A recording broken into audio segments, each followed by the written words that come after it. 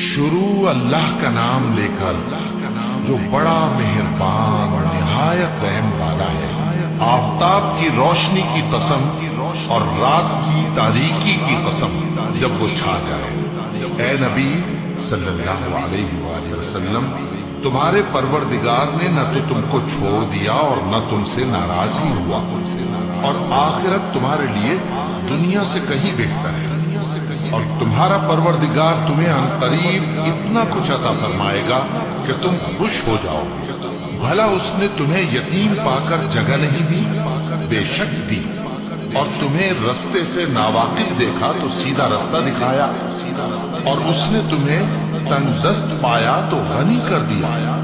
تو تم بھی یتیم پر ستم نہ کرنا اور مانگنے والے کو جھڑکی نہ دینا، اور اپنے پروردگار کی نعمت یعنی وحی کا بیان